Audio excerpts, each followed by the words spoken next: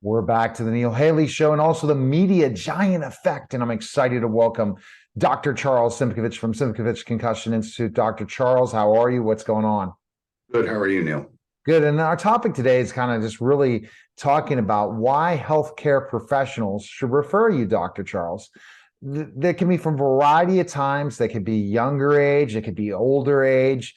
And what happens when certain things are happening in their lives and they're suffering through things or different things, they've tried so many different other options, going to other doctors that say they are, work with people who've had a traumatic brain injury or have had injuries of some sort or suffering through certain other health conditions. Why should they refer you? Well, it's the bottom line is because this is restorative in nature. There's been a traumatic injury where the functionality of cranial bone movement and all the associated body parts are effective. So when you do sustain a blow to the head, it can alter the movement of the sphenoid bone, which is the bone in the skull the brain sits on. It houses the pituitary gland. It houses the pineal gland. Your eye muscles attached to it. Your jaw muscles attached to it. And it articulates with every other skull bone in your head. So because the skull is dome-shaped, any blow to the outside transfers that force directly right to the middle where that sphenoid actually absorbs the blow. So it can alter its movement, thereby affecting a numerous things that affect how your brain functions, circulation, eye movement. You can do a CT scan to see what's called empty cell, which means the pituitary gland is damaged, which is going to lead to a whole bunch of organic problems.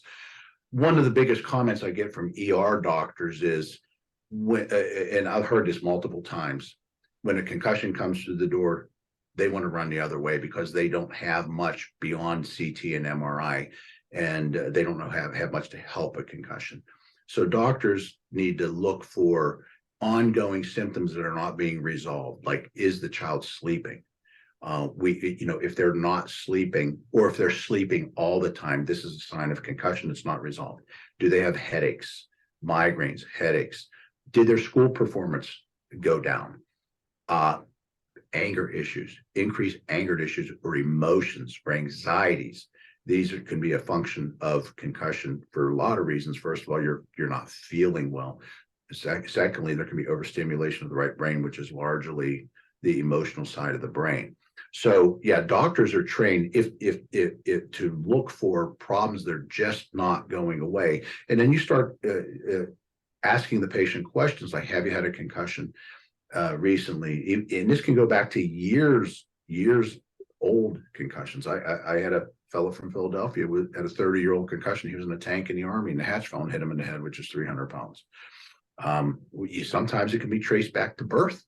There's traumatic births, emergency C-section or a forceps delivery, which is rare anymore. Although a couple of weeks ago, I actually had a patient of mine who was only 15 years old, and the mother was saying that the baby was delivered by forceps, and the baby was all bruised, which is amazing because they haven't used forceps readily for almost 38 years, but it appeared they use vacuum extractors now.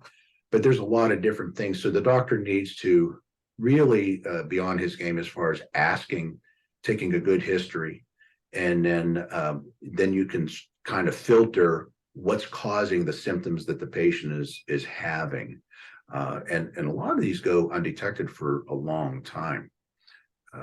Some people, they're finding now a lot of organic problems tied to concussion because of the damage to the pituitary gland. They've determined that hypothyroidism is often caused from concussion. There's multiple studies doing that show that. There's also now suspicion irritable bowel syndrome. A lot of my concussion patients come in and they have gut problems, heart racing. A lot of people, their sympathetic nervous system is overstimulated and it never just shuts off. You have sympathetic and parasympathetic. Sympathetic is for fight, flight. You're in an emergency situation. You have to defend yourself somehow. You have to fight somebody or run. Parasympathetic is what makes you regulate your heart rate, your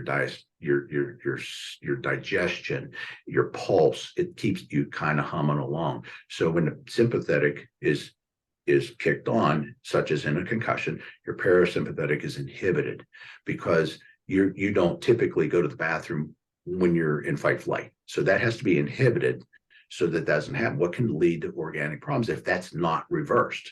Sometimes that happens with ongoing multiple concussions. That becomes an issue where the body's in fight flight constantly and adrenaline's kicked on all the time. And then you really inhibit your ability to heal. So doctors are very well trained in this. These are the kind of things they need to look for in asking the patient questions. All right. And the best place to go is SimkovichConcussionsinstitute.com. Check out Dr. Charles on all different social media platforms. Make sure you subscribe to his YouTube channel and all these different places you could see Dr. Charles. We appreciate it, Dr. Charles, and thanks for stopping by. Thanks, Neil. You're listening and watching The Neil Haley Show, and we'll be back in just a moment.